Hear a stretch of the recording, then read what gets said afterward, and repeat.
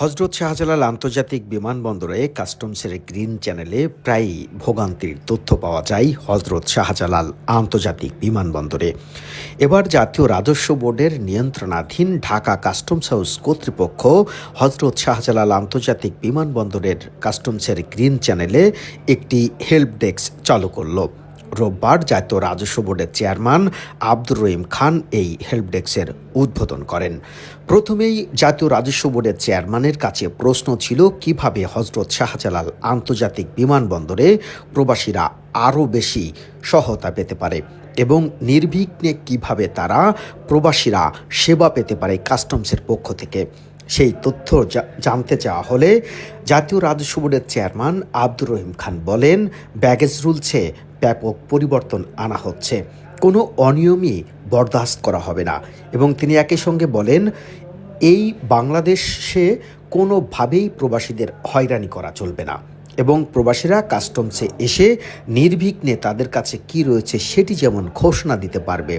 একই সঙ্গে কাস্টমসের যে হেল্প ডেস্ক চালু করা হলো, এর মাধ্যমে প্রবাসীরা কাস্টমস চ্যানেলে এসে কোনো ধরনের ভোগান্তিতে আর পড়তে হবে না। আমি আমার কলিগদেরকে এনবিআরে এটা বোঝাতে সক্ষম হয়েছি যে সবার আগে দেশের জনগণ বাঁচলে আমাদের এনবিআর বাঁচবে এবং আমরা রেভিনিউ আর্ন করতে পারবো। সুতরাং রাষ্ট্রের স্বার্থে যেখানে বিশেষ করে এখন আমাদের দ্রব্যমূল্যের যে উদ্যোগটি, প্রথম আমরা আলুর উপর ডিউটি একদম করেছিলাম, একদম ফার্স্ট আমি জয়েন করার পর। তারপরে আমরা পেঁয়াজের উপর 2বার ডিউটি করেছি এবং এখন জিরো, পেঁয়াজ আমদানিতে এখন কোনো ডিউটি নেই। আমরা সয়াবিন তেলের উপরে এর আগে আমরা ডিউটি প্রত্যাহার করেছি। এর আগে অলমোস্ট সব কিছু নেই, লোকাল পর্যায়ে কোনো শুল্ক নাই, ডিউটি নাই, ইম্পোর্ট স্টেজে নাই। একমাত্র আমাদের ইম্পোর্ট স্টেজে ভিএটি ছিল, সেটাও আমরা প্রথম পর্যায়ে 5% প্রত্যাহার করেছিলাম। জাতীয় রাজস্ব বোর্ডের চেয়ারম্যান আব্দুর রহিম খান বলছিলেন, প্রথমেই দেশের জনগণকে সেবা দিতে হবে।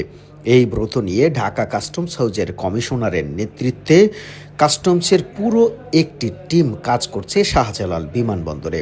অর্থাৎ যাদের রেমিটেন্সে দেশের রিজার্ভ ভারী হচ্ছে এবং যাদের পাঠানো অর্থে দেশ এগিয়ে যাচ্ছে, তারা যেন কোনোভাবেই শাহজালাল বিমানবন্দরে হয়রানি কিংবা ভোগান্তিতে না পড়ে, সে বিষয়টি তিনি কঠোরভাবে নির্দেশনা দিয়েছেন এবং বলেছেন যারা চোরাচালানের সঙ্গে যুক্ত রয়েছে তাদেরকে কোনোভাবেই ছাড় দেওয়া হবে না।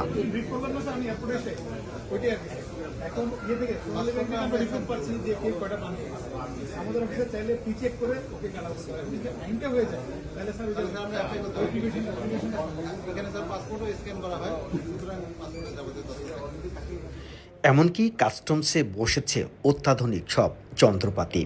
এর মাধ্যমে যারা চোরাচালানের সাথে সম্পৃক্ত রয়েছেন তাদের পাসপোর্ট স্ক্যানিং করলেই এখন জানা যাবে তারা আসলে যে কোনো ধরনের চোরাচালানের সাথে সম্পৃক্ত কিনা।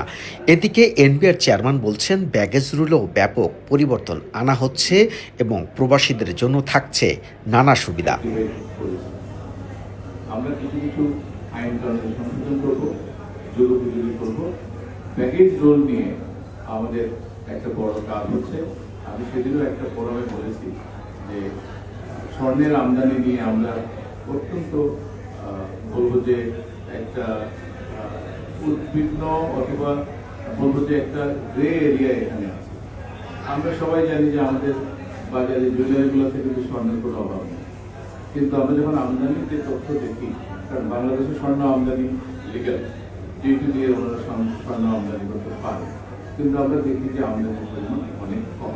যে পরিমাণ স্বর্ণ আমাদের দেশে আছে সেই পরিমাণ স্বর্ণ কিন্তু আমদানি হয় না। সেক্ষেত্রে এটাকেও রেগুলেট করা প্রয়োজন। আমাকে যদি যে কোনো একজন শিশু প্রশ্ন করে যে কীভাবে স্বর্ণ আসে, আমার কাছে কিন্তু তার জবাব নেই। সুতরাং এগুলোকে আমরা রেগুলেট করার চেষ্টা করবো। আমরা আমাদের ব্যাগেজ রুলকে সংশোধন করবো এবং আমাদের ইম্পোর্টের ক্ষেত্রেও যদি কোনো বাধা থাকে সেগুলোকে আমরা করে যাব। একই সঙ্গে যারা সোনা চোরাচালানের সঙ্গে সম্পৃক্ত রয়েছেন তাদের কঠোর হুঁশিয়ারি দিলেন এনবিআর চেয়ারম্যান। ফলে সোনা চোরাচালান সামনে বন্ধ হতে চলেছে।